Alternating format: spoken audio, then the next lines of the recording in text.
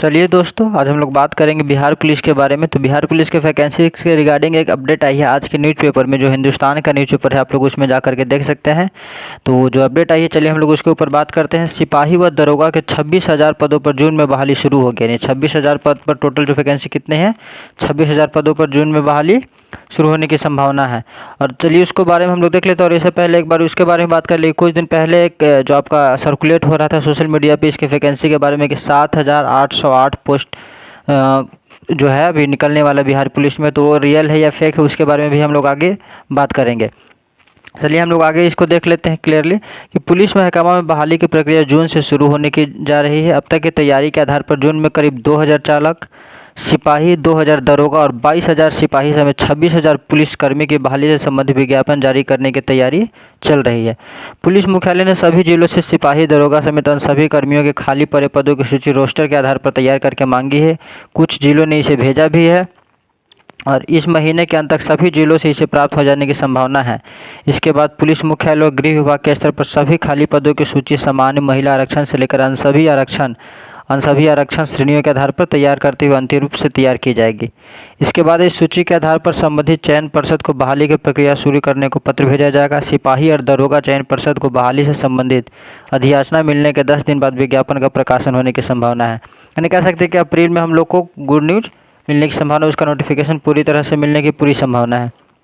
तो सिपाही और दरोगा को मिलाकर 26,000 पुलिसकर्मियों की यह बहाली जो है आगे देख सकते हैं कि मुख्य रूप से इमरजेंसी रिस्पांस सिस्टम डायल 112 के तहत होनी है। पहले चरण में 7,000, यानी 2 चरण में इसमें आपका वैकेंसी होगा। पहले में 7,000 और दूसरे में आपका 19,000 होने जा रहा है। पहले चरण में 7,000, दूसरे चरण में 19,000 पदों पर बहाली होगी। राज्य सरकार ने पुलिस महकमा में इस वर्ष के अंत तक 70,000 से अधिक पुलिसकर्मियों की बहाली की घोषणा की थी। बहाली 3 से 4 चरणों में होगी। टोटल कितने चरणों में होगी आपको? 3 से 4 चरण में होगी। तो पुलिस मुख्यालय भी अपने स्तर से सिपाही, दरोगा से लेकर डीएसपी तक के खाली पदों की गणना करने में जुटा है। इससे स्पष्ट हो जाएगा कि सीधी बहाली के लिए कितने पद खाली पड़े हैं, साथ ही प्रोन्नति के माध्यम से भरने वाले कितने पद हैं। फिलहाल राज्य में प्रोन्नति पर रोक रहने और सुप्रीम कोर्ट से अंतिम निर्णय आने के इंतजार में पदों को भरा नहीं जा रहा है। यानी अप्रैल में कह सकते हैं कि आप लोग का जो फाइनल नोटिफिकेशन कुछ ना कुछ आएगा। आप लोग को क्लियरली इसमें मेंशन किया जाएगा कि 3 से 4 चरणों में आपको जो है बहाली पूरी की जाएगी। पहले चरण में आपको 7,000 वैकेंसी लगभग आने वाला है। तो चलिए अब हम लोग उस वीडियो की बात कर लेते हैं और उस जो कुछ दिनों पहले 7,808 सीट पे का जो वैकेंसी था बिहार पुलिस का, वो सर्कुलेट हो रहा था। तो उसके ऊपर हम लोग कुछ देख लेते हैं और जानेंगे कि क्या वो सही है, रियल है या फेक है। चलिए हम लोग उसके ऊपर अब बात करते हैं। तो चलिए दोस्तों, हम लोग उसके बारे में देख लेते हैं जो कुछ दिनों से सर्कुलेट हो रहा है सोशल मीडिया पे बिहार पुलिस के रिगार्डिंग। देखिए यहाँ पे बिहार सरकार गृह विभाग आरक्षी शाखा, विषय आपात अनुक्रिया एवं सहयोग प्रणाली, emergency response support system ERSS जिसको बोलते हैं, डायल 112 के प्रथम चरण है। तो पुलिस संवर्ग एवं गैर पुलिस संवर्ग के कुल 7,808 पदों के सृजन की स्वीकृति के संबंध में। तो इस हिसाब से देखा जाए तो बिल्कुल सही लग रहा है, ऑथेंटिक लग रहा है, क्योंकि आपका न्यूज़पेपर में भी आज जो आया था फर्स्ट चरण में उसमें क्लियरली बोला गया था कि 7,000 के ऑलमोस्ट जो आपको उसमें वैकेंसी आएगी। सेकेंड में 19,000, ऐसे 4 चरणों में जो आपका पूरा वैकेंसी जो क्लियर किया जाएगा। 4 चरण में वैकेंसी होगी। तो फर्स्ट में 7 और सेकंड में 19,000। तो डायल 112 का चरण हिंदुस्तान के जो न्यूज़पेपर में आज लिया था उसमें भी, और प्रथम चरण में 7,000 सीट की बात की गई। तो यहाँ भी 7,808 पदों के लिए आपको यहाँ पे बात किया गया है। तो इसमें हम लोग देख सकते हैं आगे अब कितनी इसमें वैकेंसी है और कितने सीटें हैं किस किस पोस्ट के लिए, और टोटल कितने सीटें हैं, और इसके हम लोग उसके ऊपर भी बात करेंगे। उसमें जो कितने पे लेवल पे कौन सी जॉब है और उसका सैलरी जो है कितना हो जाता है। तो आगे हम लोग उसके ऊपर भी बात करेंगे।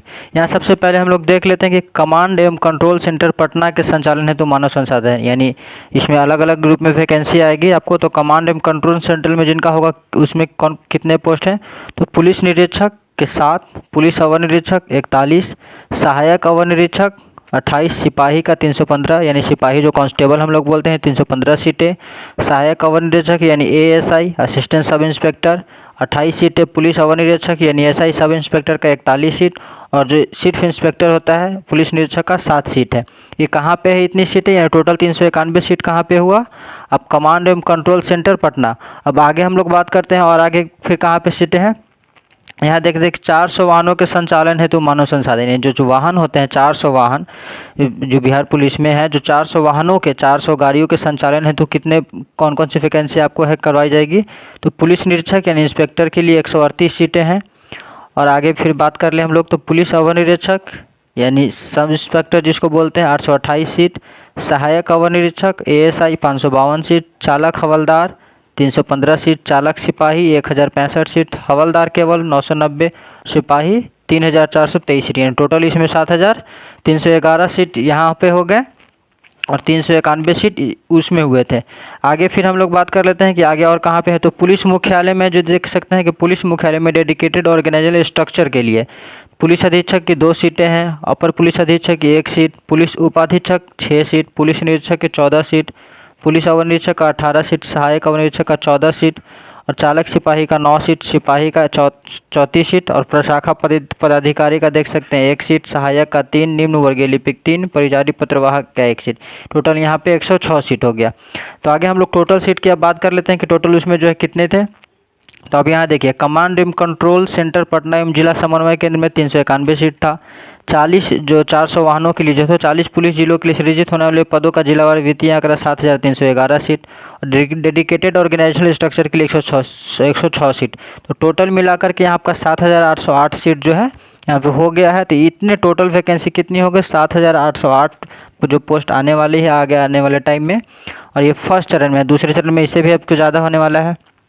अब आगे हम लोग बात कर लेते हैं कि इसकी जो आपका वैकेंसी जो है और उसमें उसको कितनी सैलरी होगी या किस लेवल पे आपका जो है जॉब है, ये भी हम लोग कह सकते हैं किस लेवल पे आपको जो है दिया जाएगा।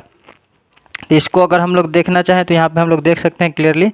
देखिए कमांड एवं कंट्रोल सेंटर पटना हेतु आवश्यक मानव संसाधन के अनुमानित वार्षिक व्यय विवरणी।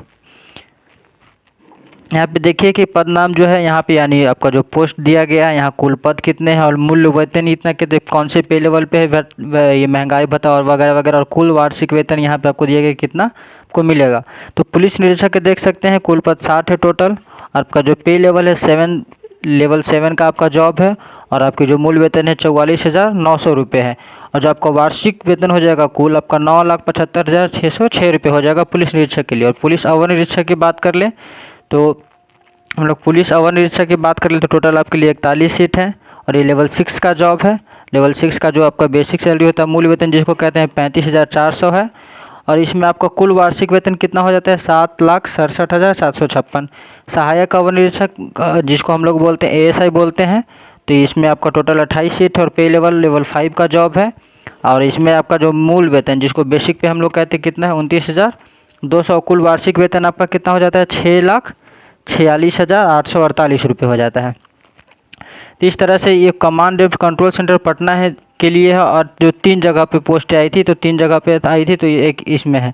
एक हम लोग बात कर लिए, एक की बात कर लिए। अब एक यहाँ पे देख सकते हैं कि 40 पुलिस जिलों के लिए सृजित होने वाले पदों का जिलावार वार्षिक विवरण क्या है। तो इसमें भी लेवल तो सबका सेम ही है। पुलिस निरीक्षक का लेवल 7 का जॉब है, पुलिस अवर निरीक्षक लेवल 6 का जॉब है। जो टोटल वार्षिक वेतन है यहाँ पे आप लोग अपना देख सकते हैं जा करके। फिर अररिया औरंगाबाद, यहाँ जिला का नाम देख लीजिए, अररिया औरंगाबाद, बगहा, बेगूसराय, बेतिया, भागलपुर, नालंदा, बक्सर। यहाँ मतलब इतने जो ज़िले हैं ये सारे ज़िले में कौन कौन से पोस्ट और किस लेवल का ये आपका जॉब है, मूल वेतन इसका कितना है। तो ऐसे मतलब जनरली हम बता दें कि लेवल 3 से ये जॉब लगभग जो हवलदार भी होता है लेवल 3 के जॉब में आते हैं। जो लेवल 3 का है उसका मूल वेतन आपका 21,700 है। लेवल 4 का आपका 25,500 बेसिक पे जिसको बोलते हैं। लेवल 5 का आपका 29,200।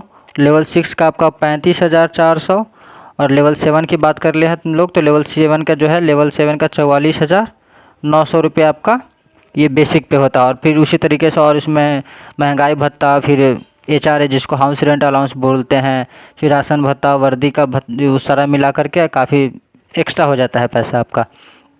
तो ये हो गया। और आगे हम लोग देख सकते हैं आपात अनुक्रिया जो ERSS डेडिकेटेड ऑर्गेनाइजेशनल स्ट्रक्चर है अनुमानित वार्षिक व्यय जो है कितने खर्च होते हैं या किस वेतन का है। देखिए पुलिस अधीक्षक जो पे लेवल 11 का हो गया तो पे लेवल 11 का मूल वेतन बेसिक पे कितना हो गया 67,700। तो इस तरह से फाइनली आप लोग खुद से भी देख सकते हैं ये सर्कुलेट हो रहा है, सब लोगों के पास ऑलमोस्ट PDF होगा।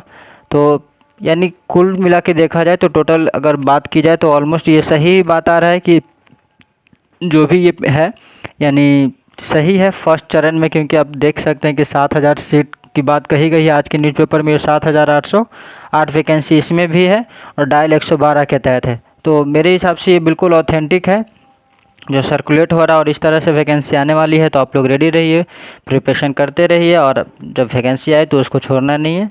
बाकी किसी तरह की और कुछ भी न्यूज़ चाहिए तो आप लोग कमेंट बॉक्स में ज़रूर बताएं। एक बार चैनल को शेयर और सब्सक्राइब ज़रूर कर दें।